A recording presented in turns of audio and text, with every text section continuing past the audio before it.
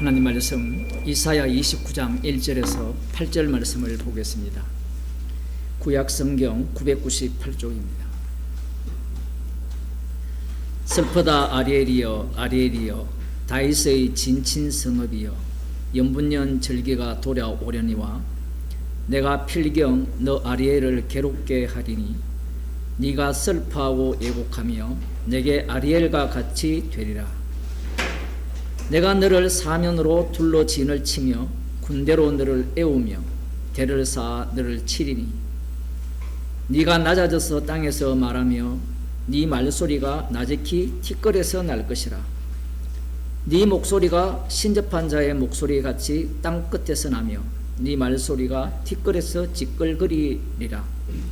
그럴지라도 네 대적의 무리는 세미한 티끌 같겠고 강포한 자의 무리는 불려가는 겨 같으리니 그 일이 경각간에 갑자기 이룰 것이라.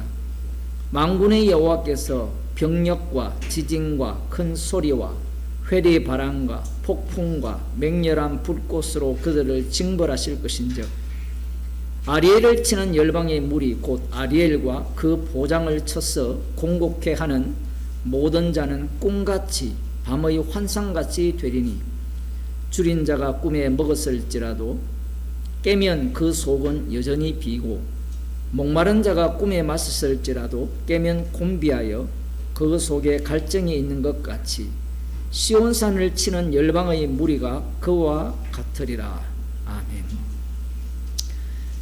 이스라엘 예루살렘을 향하여 하나님께서 행하실 일과 그 일의 최종 도달 지점이 어떠한가를 말씀하는 바입니다. 슬프다 아리엘이여 이렇게 말씀하고 있죠.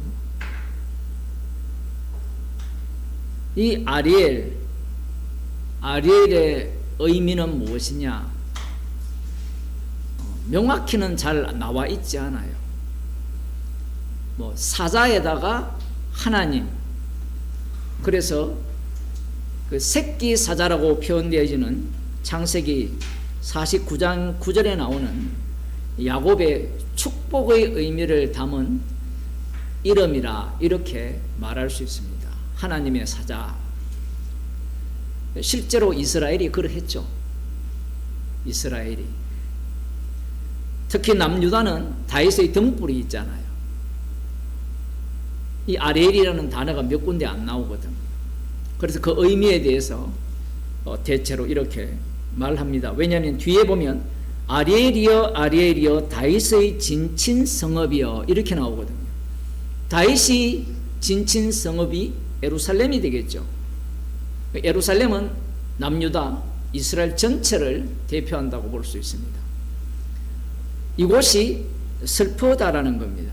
그러니까 매년 절기가 돌아오면, 절기라는 것은 축제잖아요. 하나님 앞에 기뻐하는 절기인데, 절기는 돌아오지만 내가 필경 너 아리엘을 괴롭게 하리니 네가 슬퍼하고 애곡하며 내게 아리엘과 같이 되리라 이렇게 말씀합니다. 아리엘이라는 단어를 갖고 하나의 그걸 만든 거죠. 노래처럼. 앞부분의 아리엘은 다윗의 진친 성읍이다 이렇게 그러한 의미로 볼 수 있지만 뒷부분에 나오는 2절에 나오는 필경 너 아리엘을 괴롭게 하리니 요 아리엘은 그런 의미고요. 아리엘과 같이 되리니 이렇게 나오는 그 단어는 에스겔 43장 15절에 보면 이 불타는 번제단을 아리엘이라 합니다. 불타는 번제단. 그래서 필경은 아리엘 같이 되리라 라고 하면 불타버리는 번제단 같이 될 것을 말씀하고 있는 거예요. 누가 그렇게 하시느냐 하면 여호와께서 친히 그렇게 하신다라는 겁니다. 1차적으로는 이사야 선지자가 활동할 때 아수르에 의해서 포위당하는 그 3절에 보면 내가 너를 사면으로 둘러 진을 치며 군대로 너를 애우며 대를 쌓아 너를 치리니 아수르 군대 같지만 불살라 버리는 경우는 바벨론에 의해서 불살라지거든요. 예루살렘 성이. 이 역사적 사건을 다 내포하고 있습니다. 뭐 그것만 내포하느냐? 그 이후도 내포한다고 볼 수 있어요. 하나님께서 친히 이 아리엘, 다윗의 진친 성읍을 불살라버리겠다는 거예요. 깜짝 놀랄 일입니다. 우리는 뭐 늘 관람하듯이 보게 된다면 뭐 그럴 수 있지 이렇게 이야기하지만, 사람들이 이런 항변을 하잖아요. 하나님이 천지를 창조하셨다면 그 천지를 불살라 버릴 수 있느냐라는 거고, 하나님이 자기 형상을 따라 사람을 지으셨다면 그 사람을 지옥 보낼 수 있느냐라는 거거든요. 어떻습니까? 인간들은 배가 부를 때 그런 소리를 해요. 집에 키우는 개를 가장 먼저 잡아먹을 인간이 그 키우는 사람이에요. 헐벗고 굶주리면. 제가 극단적인 얘기를 하는 게 아니라 성경에 나와요. 이미 신명기에도 얘기했잖아요. 너희들이 성에 둘러싸이면, 열왕기하에도 나오잖아요. 아람 군대에 둘러싸이니까 사마리아 성에서 오늘은 우리 자식 잡아먹고 내일은 너희 자식 잡아먹고 하는 거예요. 우리 인간 고상하지 않아요. 짐승보다 못해요. 인간들은 그렇게 이야기를 하는 거예요. 자기가 배가 부르기 때문에. 배가 고픈 사람이 환경운동하는 사람 봤습니까? 예? 지금 오늘 굶어 죽을 판인데 광화문 가서 집회하는 사람 봤습니까? 물론 가서 공짜로 주는 거 얻어먹는 사람 있죠. 머리 좋은 사람. 굉장히 똑똑한 사람이에요. 어디에 가면 공짜가 나오는지, 어느 교회 가면 오늘 일당을 주는지 정보 수첩에 다 적고 다니는 사람들이 있죠. 오늘 가면 이 교회가 용돈 제일 많이 주고, 다음 주는 이 교회 가면 많이 주고, 아마 그거 적고 다니는 사람도 있을 거예요. 하나님에 대해서 사람들이 그런 생각을 하는 겁니다. 다윗이 진친 성읍은 영원히 이 하나님과 세운 언약으로 세워진 예루살렘이잖아요. 그러면 하나님의 아들로서 장자에 의해서 만들어진 그 예루살렘을 하나님 자신이 불살라 버린다 그러면 사람들이 뭐라고 하겠습니까? 조롱하지 않겠어요? 예? 이게 우리는 하나님의 입장에서 보니까 그렇지만, 우리 자신을 봅시다. 우리 자신이 공들여 사온 것이 있다 칩시다. 그걸 불살라 버린다 칩시다. 그럼 사람들이 뭐라 하겠습니까? 이거 불살라 버리려고 니 그렇게 애를 쓰고 수많은 수치와 모멸감을 겪고 왔느냐, 조롱하지 않겠어요?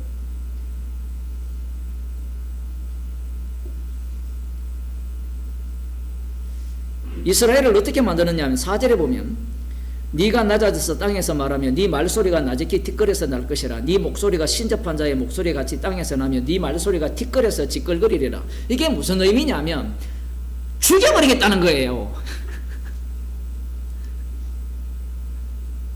귀신 소리로 만들겠다는 겁니다. 진멸하시겠다는 거예요. 티끌에서 나는 소리가 뭐예요? 죽으면 티끌로 돌아가잖아요. 그 속에서 나는 소리를 내게 하시겠다는 거예요. 누구를? 다윗이 진친 성읍을. 믿음 있는 사람은 절대로 그렇게 하시지 않을 거야 이렇게 믿겠죠. 약속이 또 있으니까. 하나님이 만드신 그 이스라엘을 어떻게 이룰 수 있습니까? 예루살렘을. 그 다음 봅시다. 그럴지라도 내 대적의 무리는 세미한 티끌 같겠고 강포한 자의 무리는 끌려가는 겨 같으리니 그 일이 경각간에 갑자기 이룰 것이라. 하지만 하나님의 직접 진멸하기 위해서 몽둥이로 선 그 나라 아수르로 볼 수 있고, 나중에 나옵니다. 이사야 35장 이후에 보면 아수르의 대군을 하루아침에 쓸어버리는 18만 5천 명을 하루아침에 쓸어버리는 그 내용이 나오는데, 그것만 얘기하는 게 아니에요. 이사야를 보는 읽는 당사자들이 먼저 우리는 어디를 가야 됩니까? 여호와의 날로 가야 되죠. 오늘날로 봐야 됩니다. 먼저 예수님 당시에 그들이 이 본문을 어떻게 보겠느냐? 바벨론은 멸망당했죠. 그죠? 메데 페르시아 제국에 의해서 멸망당하잖아요.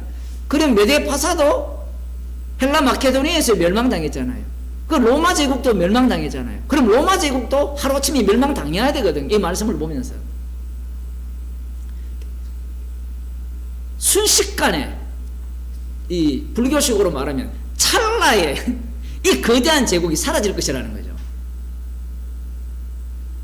야, 이런 말씀을 듣는 사람들 얼마나 신이 나겠어요. 오늘 뭐 이 예배 시간에 비행기가 뭐 새해를 맞았는지 동체 그 착륙을 해서 하는데 잘 가다가 벽에 부딪혀서 폭발했잖아요. 뭐 2명이 구조되고 한 170, 180명 정도가 다 거의 죽었다는데 그 중에도 예수 믿는 사람 있지 않겠어요? 크리스마스 맞아가지고 아유 이번에 별어서 한번 우리 태국 한번 갔다 오자 그런 사람이 있을 수도 있잖아요. 그런 사람이 천국을 소망한다 칩시다. 복음을 아는 사람이 오늘일 줄 알았어요? 닥치면 오늘이고요, 안 닥치면 몰라요. 영원한 미래예요. 왜냐하면 인간이 자기가 꿈꾸는 게 다르기 때문에 그래요. 이 경각간에 이것도 마찬가지죠. 이스라엘 입장에서는 빨리 이 일이 이루어지기를 바라는 겁니다. 그러니까 예수님 때가 되면 이 70일에 대한 해석이 쏟아져 나오는 거예요. 오늘날만 세대주의 해석뿐만 있는 게 아니라 세대주의 해석이 나온 지 얼마 안 됐어요. 100년 조금밖에 안 넘었어요, 여러분. 근데 우리는 그 신학이 다인 줄 알거든요. 그러한 해석법들이 이미 예수님 당시에 나온 겁니다. 왜냐하면 예루살렘은 이미 불타버렸고 바빌론 포로에서는 돌아왔는데 성전이 70만에 세워졌잖아요. 세워졌는데 여전히 아직 짐승의 지배하에 있으니까 이들에 대한 심판은 하나님이 순식간에 행할 것이라고 말씀을 하셨잖아요. 여기 보면 6절에 보면 만군의 여호와께서 병력과 지진과 큰 소리와 회리바람과 폭풍과 맹렬한 불꽃으로 그들을 징벌하실 것인데, 이 말씀을 보면 모두가 다 자연적인 놀라운 현상들이죠. 병력, 지진, 큰 소리, 회리바람, 폭풍, 맹렬한 불꽃. 불꽃을 이야기하면 애굽에 내린 우박과 함께 내린 불꽃이 있죠. 그러한 것들로 이들을 심판할 거라는 겁니다. 이 내용들을 달리 표현하면 하나님의 권능이죠. 전지전능한 능력으로 예루살렘을 불살라버린 그들을 경각간에 심판할 것이라고 말씀을 하는 겁니다. 아리엘을 치는 열방의 무리 곧 아리엘과 그 보장을 쳐서 공곡케 하는 모든 자는 꿈같이 밤의 환상같이 되리니. 지나고 나면 다 꿈 같잖아요. 여러분 몇 살을 사셨습니까? 지금 대부분 뭐 20살도 있고 뭐 이런 뭐 80 다 되는 분도 있는데 지난 세월이 어때요? 꿈 같죠? 안 그런가요? 저는 중국에서 살았나 싶고요. 20 몇 년을 거의 제 청춘을 다 보내잖아요.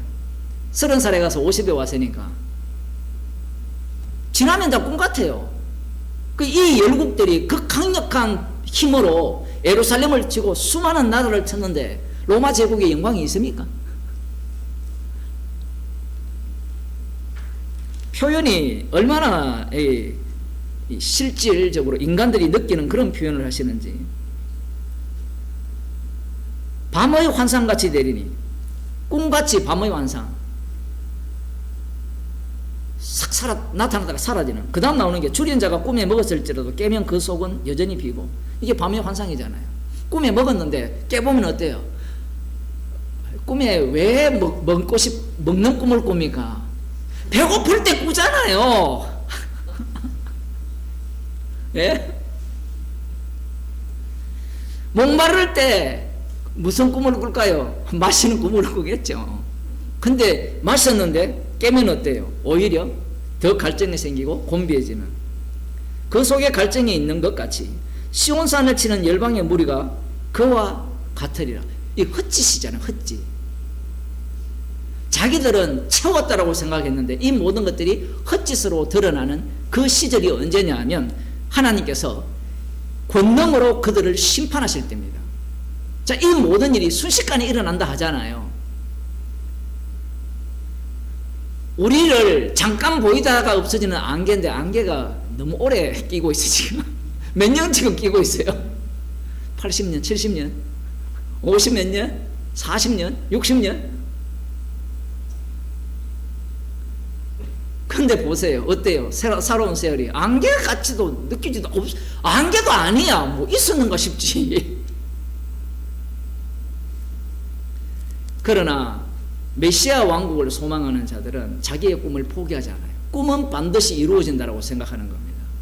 그래서 기다린 나라가 천국이에요. 물론 이 천국은 심판의 천국입니다. 세례요한이 회개하라 천국이 가까이 왔다, 도끼가 나무 뿌리에 놓였다라고 외치는 이유가 뭐냐면 약속된 심판의 나라가 천국이기 때문에 그래요. 그러한 심판의 나라가 천국임을 그 당시 유대인들이 다 알아요. 바리새인과 서기관도 다 알아요. 그런데 누구만 심판을 받을까요? 말씀대로 살지 않는 자만 심판을 받는 겁니다. 대표적인 자들이 자기들을 지배하는 로마 제국이겠죠. 율법대로 살지 않는 자가 심판받는 것은 당연하고요. 그럼에도 불구하고 천국 저 끝자리에 넣어줄 수도 있습니다. 어쨌든 이스라엘 자손들이기 때문에, 하나님의 백성이기 때문에 그러한 생각을 갖고 있는 거예요. 그런데 그들에게 예수님이 오셨어요. 예수님이 오셨다면 예수님이 지금 이 말씀을 성취하러 오신 거잖아요. 메시아가 오면 이 말씀이 완성이 되는 거거든요. 지금까지는 다 그림자였어요. 이전에 누굽니까? 마카비 혁명을 통해서 잠시 이스라엘 회복하는 기간이 있거든요. 중간사 기간에. 그런 나라 정도가 아니라 진짜 다윗의 자손으로 오신 그 분이 오시면 천국이, 하나님 나라가 이루어질 것을 믿고 있었던 겁니다. 그러면 그 천국을 이루는 방식이 어떤 방식이냐면 폭풍을 잔잔케 했잖아요. 물고기 2마리와 불 5개로 장정 5,000명을 먹이셨잖아요. 그러한 능력들, 죽은 자를 살렸잖아요. 그러면 그 정도 능력되면 비행기 폭발하기 전에 주님 저를 구해 주옵소서 기도한 사람도 있었을 거 아니에요. 동체가 먼저 들어갔으니까. 그러면 그 사람이 만약에 이 구약을 알고 십자가를 안다면 그 구해달라는 것이 십자가만 남기게 해달라는 기도여야 되잖아요. 그런데 이 유대인들 입장에서는 이 메시아 왕국을 어떻게 보느냐 하면 힘의 나라, 이 검으로 세우는 나라로 봤어요. 다윗 왕국이 검으로 세웠거든요. 베드로가 검을 찬 이유도 있어요. 물론 그 주님의 말씀을 응하기 위해서인데 검의 나라라고 생각했어요. 여러분 그렇지 않나요? 하나님 나라가 제대로 이루어지려면 어떻게 돼야 돼요? 대적들을 삭슬해야 되잖아요. 제가 정치적 발언이 아니라 지금 그 광나루의 정광훈 그 집단들이 꿈꾸는 천국이 그거예요. 대적들을 삭스는 겁니다. 예수님은 대적을 삭슬긴 삭스는데 본인이 먼저 십자가에 못 박혀 돌아가셔요. 그 성령을 받은 스데반 집사님도 먼저 삭스는 게 아니고 삭슬림을 당해요. 거꾸로.